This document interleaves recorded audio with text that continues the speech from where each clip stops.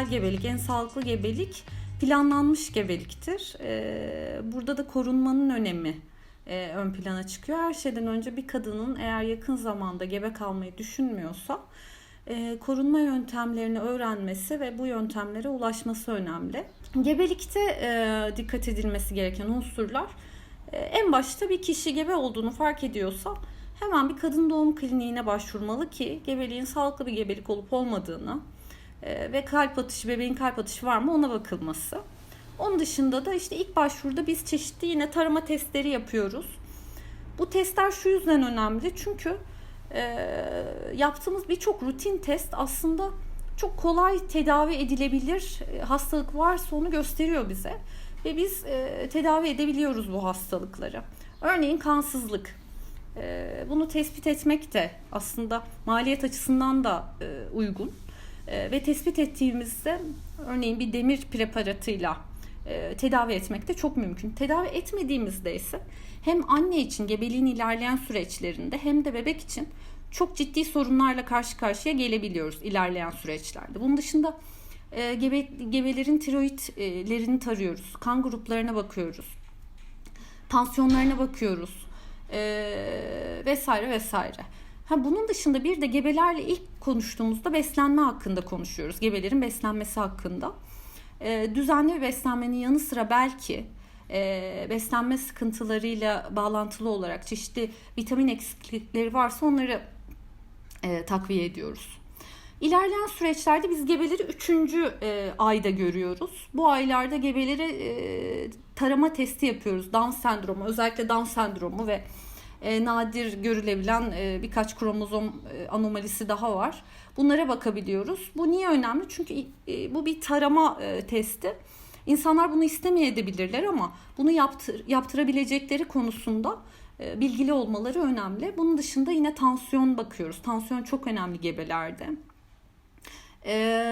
Tekrar 5. ayda görüyoruz kansızlık için gebeleri. Sonra 6. ayda görüyoruz. Bu da önemli. Şeker hastalığı açısından gebeleri tarıyoruz. Şeker hastalığı burada bir değinmiş olayım. Yine gebelikte sıfırdan ortaya çıkabilen bir sorun. Ve normal bir insandaki şeker hastalığından daha ciddi seyredebilen bir olgu gebede şeker hastalığı. Hem bebek için hem yine anne için. Sonrasında 7. ayda eğer kan uyuşmazlığı dediğimiz bir şey varsa anne ile baba arasında bebeği korumak için bir iğne yapıyoruz. Daha sonrasındaki son aylardaysa biz klinikte karar veriyoruz ne kadar takip edelim diye. Bir haftada bir veya 3 güne kadar veya her gün çağırmaya kadar gebeleri çağırabiliyoruz riskine göre.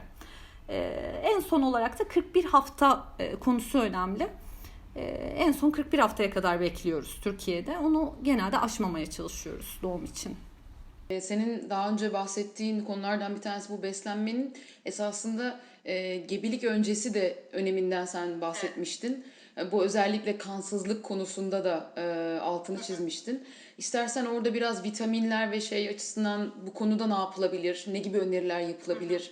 Üstüne tabii ki biliyoruz yani evdeki şartlar, yaşam şartları bunu çok etkiliyor. Ama acaba ne yapabiliriz? Bu konuda önerilerin ne olurdu? Beslenme konusu aslında temel bir konu. Çünkü biz ilaçlardan diye bahsediyoruz. Yeterli beslenme olmadığı için çoğu aslında bu başlıkta ilaçlara başvuruyoruz. Fakat düzenli ve doğru bir beslenme ile hiç ilaçlara da gerek kalmaksızın gebeliğimizi sağlıklı götürebiliyoruz veya hayatımızı sağlıklı götürebiliyoruz.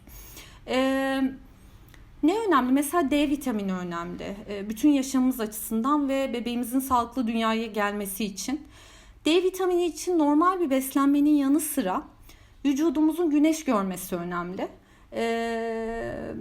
Örtünen kadınlar için de, bütün kadınlar için de. Eğer dışarıda olmamız, yeterince olmamız mümkün değilse evin içinde mutlaka perdeleri açık tutmamız, güneşlikleri açık tutup belki atletle durmamız. Onun dışında sadece D vitamini açısından değil, diğer tüm sistemlerimiz için günde en az yarım saat yürümek, hem gebeyken hem değilken veya 2 günde bir 50 dakika yürümek çok faydalı olacaktır. Bu D vitamini için. Onun dışında birçok şey var. Folik asit var mesela. Gebeliğin olmazsa olmazı. Çünkü yine folik asit eksikliğinde biz bebeklerde erken beyin gelişiminde sıkıntılar görebiliyoruz. Bu yüzden gebe olmayı düşünen kadınlara da biz folik asit öneriyoruz örneğin. Neden bahsedebiliriz? B12 önemli. Normal beslenmede aslında yine sağlayabiliyoruz ama maalesef beslenme yetersizliği görülebilen durumlarda, ki çok yaygın Türkiye'de, B12 takviyesi yapmamız gerekiyor mutlaka. Göçmen annelerin gebelik sürecinde kontrollere gitmesinin çok önemli olduğunu biliyoruz. Belki burada önemli olan bir mesajı şunu söyleyebiliriz. Bazen hastaneye gidemeyebilirsiniz ya da bazen hastaneye erişimde zorluk yaşayabilirsiniz ama göçmen sağlığı merkezlerinde eğer bir sıkıntınız varsa sadece tansiyon ölçtürmeye bile gidebilirsiniz. Bu sizin hayatınız ve bebeğinizin hayatı açısından çok önemli olabilir. Gebelik öncesi, gebelik sürecinde ve sonrasında neleri hatırlatılmasını istersin? Annelere yönelik ya da sivil toplumda çalışan, onlara eşlik eden sosyal çalışmacı ya da tercüman arkadaşlara yönelik. Gebelik öncesinde hani en önemli şeyler senin de demin değindiğin ama belki de böyle hani kafamızın böyle en hani üstüne böyle yazmamız gereken, gebelik öncesinde bir kadının beslenmesiyle ilgili, yani vücudunu doğal seyrinde götürebilmek için, bu sadece gebelikle ilgili olarak değil ama gebelikte. Neden? Çünkü içimizde büyüyen organizma bizden besleniyor. Ve bizim yalnızca gün içinde aldığımız besinlerden değil, bizim vücudumuzda daha önceden depolamış olduğumuz besinlerden beslenerek büyüyor aslında. Bu da demektir ki eğer ki gebelik öncesinde bizim vücudumuzda temel elementlere dair eksiklikler varsa, bu gebelikle birlikte daha fazla vücudumuzda düşmesine ve belki hayati fonksiyonlarımızın bozulmasına kadar gidecek sorunlara sebep olabilir. Mesela kansızlık, demir eksikliği. Belki kendi rutin hayatımızda hissetmeyiz fakat gebelik öncesi mutlaka takviye edilmeli. Bunun dışında folik asit takviyesi dedik. Gebelik öncesinde başlıyoruz folik asite. Ve bir kadın olarak vücudumuzdaki sağlık durumunu kontrol ettirmek gerekiyor. Bunun başında da en yaygın yaptığımız şey rahim ağzı kanser taraması. Mutlaka yaptırmak gerekiyor gebelik öncesinde. Tiroid testlerimize baktırmak gerekiyor. Gebelikte aşılar, onu da unutmayalım. Gebelikte rutin yaptığımız belli aşılar var. Bunları da gittiğimiz hekim bize hatırlatacaktır. Gebelik sonrası en önemli şey kanama açısından takip. Hastanede bir süre gözlem, sonrasında ufak kanamam var önemli değil, çok kanamam oldu aman önemli değil demeden kanamamız olduğunda başvurmak. Ufak lohusalık kanamaları hariç, onları da anlatıyoruz zaten doğumlarda. Emzirme konusu çok önemli. Mutlaka 6 ay emzirmeliyiz.